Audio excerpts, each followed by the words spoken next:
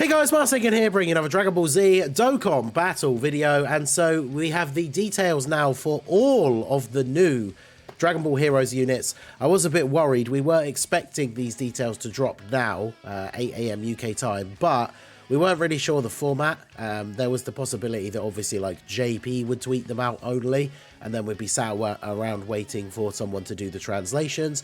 But no, the global official Twitter account has made a tweet with all 7 of the new characters' details, because obviously we have the 2 Awakenings, Janemba and Metal Cooler. I have not read them at all. I literally waited for each one to get posted, opened up the tabs here so we can flick between them for the video, but I have not read them, so this will be my genuine first reaction and like first seeing of what these units do. Obviously, you know, fingers crossed they're good.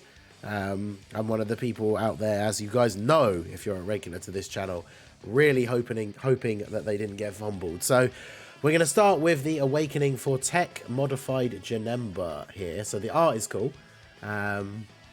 We've already seen the art, but okay, so of course he is a Showering the Limit unit. That's to be expected, so he'll awaken with medals from the story event. So he launches an additional attack that has a great chance of becoming a super when facing 2 or more enemies, and guards all attacks for 5 turns from the character's entry turn. So that means, okay, so they basically did, I saw some people speculating that this would happen. Apparently Hearts as an SSR had the same wording of his passive as the Tech Janemba, where he only had a chance to guard that was worked separately in each of those first 5 turns. I just did a re-showcase with Tech Janemba yesterday, so you can check it out and see what I mean. So people were speculating he would then, when he awakens, get a pretty similar passive to Hearts. So yeah, he just has guaranteed guard for 5 turns. Now, with how short events can be at the moment, I think this is actually pretty good. Now remember, he could get up to some pretty high stats, and he does have big bad bosses. So he gets attack and defense 40% per crossover ally on the team, up to 200%. That is considerably higher than before. Additional attack 80% with each attack performed, up to 240.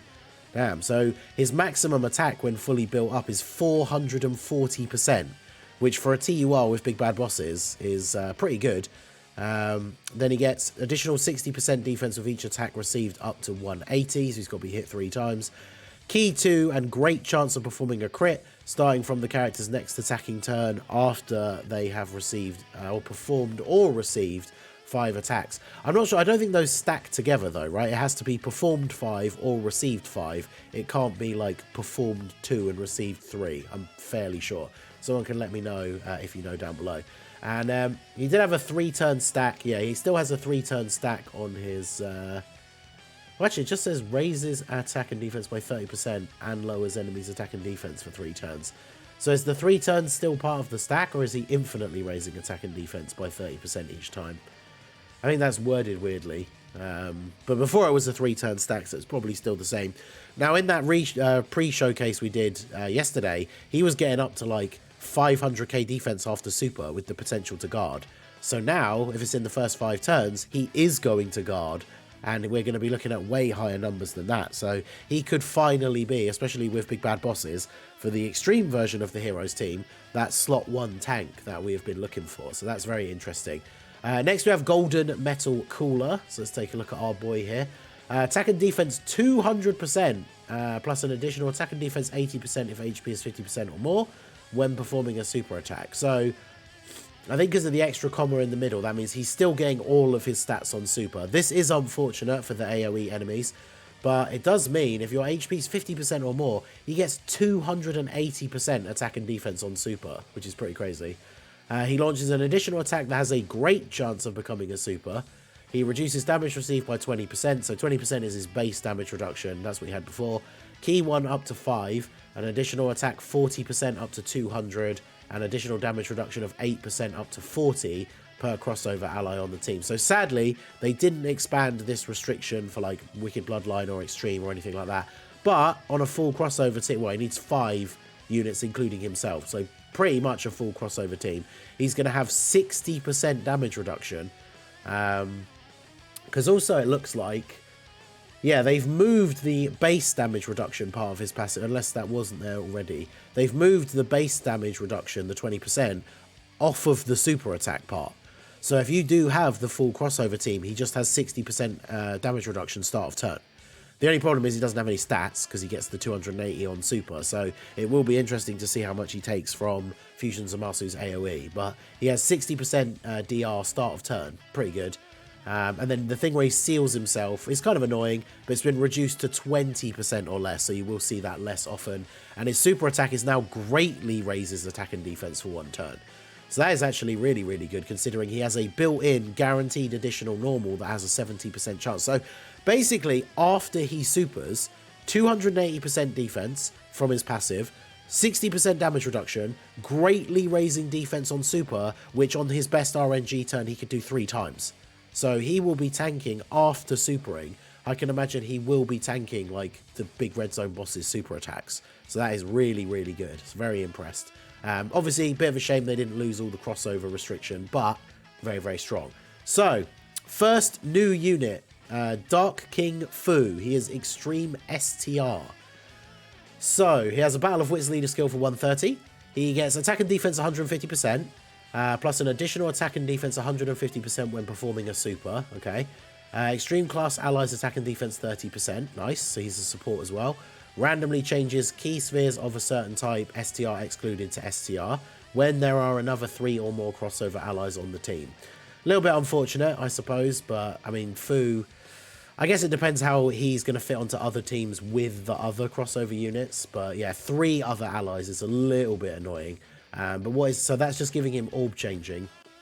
Then he gets an additional 100% attack with 1 STR orb obtained. So even if you are missing out on his orb changing, you can still get that. Chance to dodge 10% up to 50, and extreme class allies key 1 up to 5, plus an additional attack and defense 4% up to 20 per STR or rainbow key sphere obtained. Okay, so worst case scenario, if you're not running him on a team with crossover allies, he's missing out on the orb changing. You can still get the extra 100% attack for him fairly easily, but the dodge chance is 10% per STR or rainbow orb, and then he's giving allies 1 key and 4% extra stats. So, I mean, even on a turn where if he's not getting his orb changing, if you can get like, you know, 2 STR orbs and a rainbow orb, he's still getting a 30% chance to dodge, giving allies 3 key and an extra 12% attack and defense on top of the 30 he already gives, while getting 150 on super and the extra 100 for 1 orb. So I have a feeling his peak could definitely be very high, but even if you're not getting a ton of STR orbs, he could still be quite good. So not being on a team with a bunch of crossover allies doesn't necessarily kill his potential. So that is interesting. And he does have big bad bosses. So that's very, very good.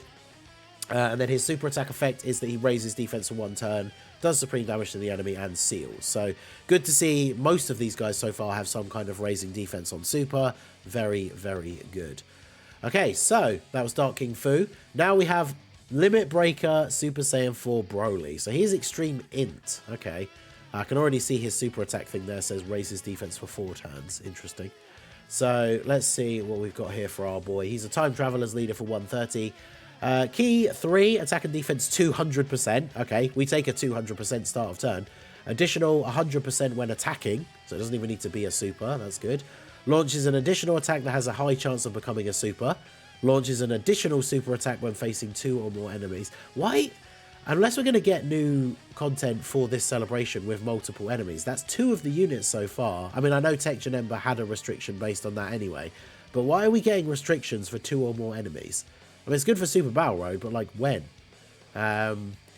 More enemies. Launches another additional attack that has a great chance of becoming a super when there's a fused fighters enemy. So this is interesting because in the current landscape of the difficult content, that really is only Fusion Zamasu and then like the Divine Wrath and Mortal Will stages against like Fusion Zamasu or Vegito. But that's kind of interesting, right? So if we take away everything that's restricted to certain enemies, he's still getting 200% start of turn, 100% when he attacks, guaranteed additional that has a high chance, and then that's it, right? If he's just facing a non-fused fighters enemy and there's not 2 or more enemies. But even so, that means with the super that he gets, then the additional from the RNG, and then potentially the hidden potential, that's 3 supers in 1 turn. And yeah, he is raising defense for 4 turns and doing supreme damage. So he's building up defense with each of those and then keeping those. So if you get a triple super on turn 1, he keeps all that defense going into the next turn. So that's quite interesting. So I think it's... Am I a little bit disappointed with him? Maybe. Like, in the right event, he's going to go crazy. But we don't really ever fight 2 or more enemies. Now, against Fusion Zamasu, who currently is the hardest fight in the game, he is getting this extra attack that has a 70% chance to become a super. So if you do get that hidden potential, he's supering 4 times on turn 1 against Fusion Zamasu. The only problem is, with him getting only, I say only, but only 200% at the start of turn, I wonder how much he's going to take from Fusion Zamasu's AoE. So that's interesting. I mean, he could definitely be good. On his best turn, I could see him putting out numbers for sure, but not quite the crazy powerhouse I expected. But he could certainly be very good, especially if we do get some more content that has multiple enemies. So now we have the Super Saiyan God, Super Saiyan Vegeta Berserk controlled. Very interested to see what this one's going to do. He's super tech. He leads crossover for 130. So his passive is investigating the true nature of Saiyans. That's interesting. Key 3, attack and defense 180. Medium chance to crit. Okay, cool. So he's just got crit built in. So you don't have to give him... Because he's tech, he gets free level 5 crit as well. So probably don't have to give him any crit in the hidden potential. Additional attack and defense 50% and chance to crit 10% per Dragon Ball Heroes ally attacking in the same turn. I mean, that's interesting. I mean, Dark Mask King and Black Mask Saiyan are getting their easy A's this year, and they are Vegeta family units. Because I'm trying to think about where we're going to use him outside of Heroes teams if he would still be good. But a little bit of extra attack and defense and crit chance. It is in the same turn, so if you're on a full Heroes rotation, he is getting 100% and an extra 20% crit, which is pretty significant. He then gets an additional attack and defense 40% with each super attack performed up to 120. Additional attack 120% and chance of performing a crit 50% when facing only one enemy at the start. Oh, okay. So when he's facing only one enemy, even without any heroes allies, he's still going to have like an 80% chance to crit. That's pretty cool. Launches an additional super and a high chance of evading when facing 2 or more enemies. Another one. Are we going to get multiple enemy content in this celebration? Because that's another one, right? He gets a guaranteed additional super and a 50% chance to dodge against 2 or more enemies, which just seems unfortunate that there's no real content to take advantage of that in. But so, again, looking at him in a worst case scenario, so no heroes units on the team other than him, let's say. 180 attack and defense start of turn, 30% chance to crit. Then he wouldn't get any extra from the next part of his passive, but he does get attack and defense 40% with each super performed up to 120. So once you get that built up, that could be decent. And then he's getting the 120 attack and 50% crit against one enemy. So I feel like he could still be pretty good. And then with Heroes allies, he's obviously just going to be significantly better. He is also on a ton of teams. Miraculous Awakening. I'm trying to see, I guess he's on general Vegeta ones, but then yeah, Miraculous Awakening, probably on Super Saiyan, of course, because he's Super Saiyan Blue. He's on a lot of categories, and he has Fierce Battle as well. Actually, did I see that for Broly? Oh yeah, I don't know why I went back. I've got different tabs open. Broly has Fierce Battle. Fu has Fierce... Wow, so all of the new units are going to have Fierce Battle by the looks of it. And then his super attack effect is raise defense for 1 turn, disables enemy's guard, and does supreme damage to the enemy. So that's interesting, because against Fusion Zamasu, again, who is int, he's going to be able to do damage even though he's tech. The only downside, of course, is I feel like looking at his start of turn stats, like turn 1, Fusion Zamasu is absolutely going to shred him to pieces, which is a little bit unfortunate. But he seems like he could be okay. I would say he's the worst of the bunch so far, especially on a non-Heroes Allies team. But now here's the big one. This is the main one for me. I know a lot of you guys out there, you're super hyped for Geo. He's the one you want to see the most. But this is the one I've been waiting for, right? So Super Saiyan 3. Crimson Mask Saiyan. Super Saiyan Rose 3. So here we go. Dragon Ball Heroes. Super Saiyan 3. Or Transformation Boost. Key 3. Attack and Defense 170. I mean, that's a pretty good leader skill. The additional 30% is crossover. Okay, so that means all of the Dragon Ball Fusions cards that are on like Super Saiyan 3 or Transformation Boost would be in there. Obviously, all the Heroes cards are. I'm trying to think of any other ones that would be on there. Like Super Saiyan 3 Bardock, Super Saiyan 3 Vegeta, Super Saiyan 3 Broly would be on there.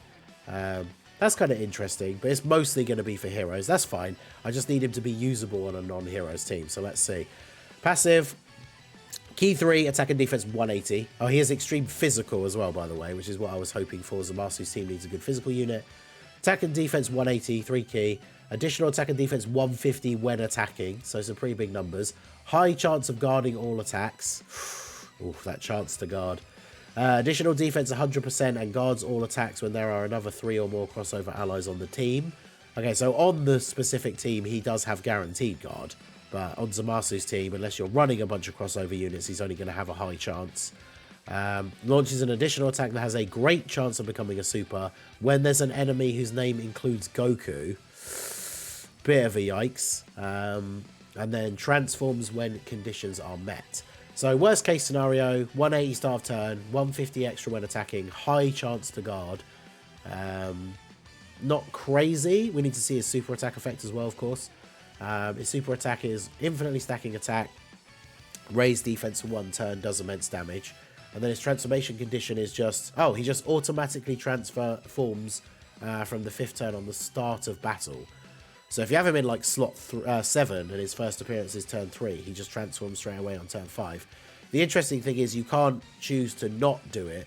And because he's infinitely stacking attack, you obviously want him to get as many supers as possible before he transforms.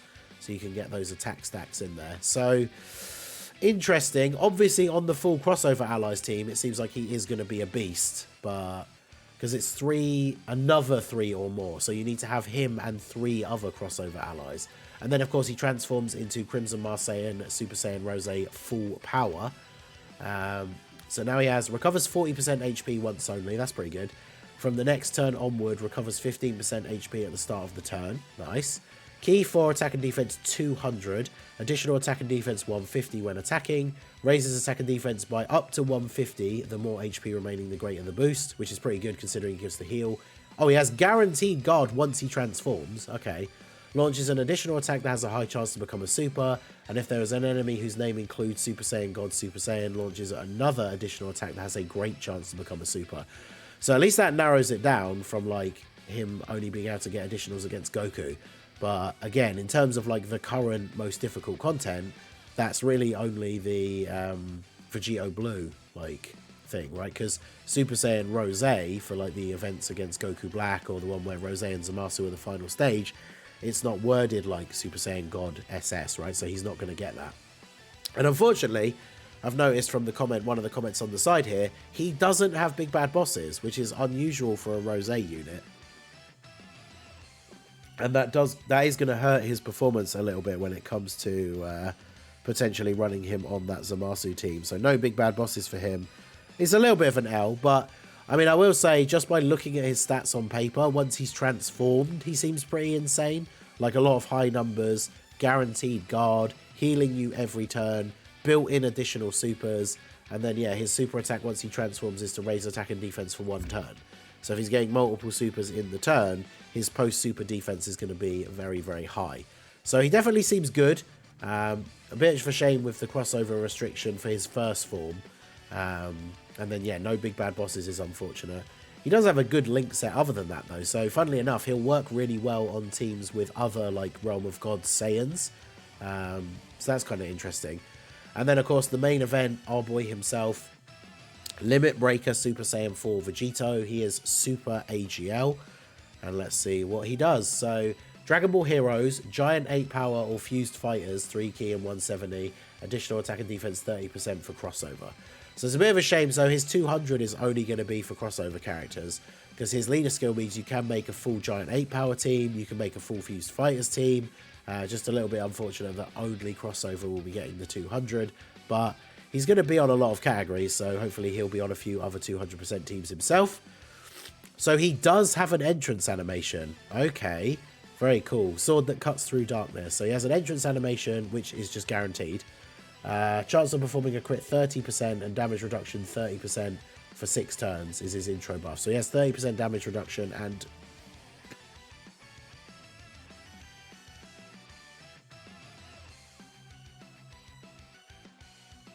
Sorry, still a bit ill, so I had to pause for a coughing fit there. 30% damage reduction and 30% crit for 6 turns from the start of the turn is pretty good. Key 3, attack and defense 200. Additional attack and defense 150 when performing a super. Additional attack and defense 100% and great chance of launching an additional super when there's another giant 8 power or crossover ally attacking in the same turn, or a giant 8 power or crossover category enemy. I mean, we won, boys. What are the teams you're going to want to run him on? Other heroes or other Super Saiyan 4s for the most part. At least I know I am. So, yeah, as long as there's another one of those in the same turn, or an enemy, which is less likely, he gets an additional 100% to stats and a great chance to launch an additional super. Then he has chance of performing a crit plus 40% and reduces damage by 30%.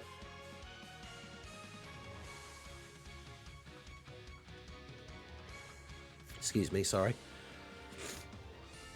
Performing a crit 40%, damage reduction 30% when all allies in the same turn are giant 8 power or crossover. Oh my god, so on a full crossover or giant 8 power team, he's going to be nuts, right? Because in those intro turns, he's going to have a 70% chance to crit and 60% damage reduction. That's really, really good. Okay, so his active skills, we know he has an active skill, the Galactic Eternal Sword, can be activated when all allies attacking in the same turn are crossover, starting from the 3rd turn or from the 6th turn. So that's the unfortunate then, I guess, if you're running a full giant 8 power team and not heroes, you can't use his active skill until turn 6. That's unfortunate. It greatly raises attack temporarily, does ultimate damage, and all attacks within that turn become crits. That is kind of good, I guess. Like, it sucks that you can't use it till turn 6 on the crossover team, but by that point the extra crit from his intro will have run out, but his then active skill, you get guaranteed crits for that turn. So yeah, that seems very, very good. And yeah, he's on tons of teams. Accelerated battle, obviously he's on all the categories we would expect because he's Vegito, but he's like the Xeno guys. He's on Defenders of Justice. He's obviously on full power like all the other Limit Breaker Super Saiyan 4s. Final trump card. He seems very, very strong. Obviously, you're going to basically just be running him on a full Super Saiyan 4 team or a full crossover team. So on like a fusion team with like other Vegetos and stuff, he's not going to be getting a lot of his buffs. So he's not going to be as good, but he definitely seems very, very strong. So let me know what you guys think down below in the comment section. That is all the details on the new Heroes units. There is a thing in the news, so Super Strike Trunks is going to get his revamp and Easy A. We are getting I think they've confirmed that is that only on JP, because I'm not seeing it on Global. The Heroes Red Zone is returning with extra stages. We've got a thing here for the story event with the free-to-play Toa, who is going to be STR. Very, very interesting. So let me know what you guys think of all these units. Which one is your favorite? How do you rate them? Let me know down below in the comment section. So that is going to be it for the video, guys. This has been the Masked Ningen. Smash that like button. Subscribe to the channel if you are new. Check out the links down below for the Discord and the merch store. And I will see you all again soon. Have a good one.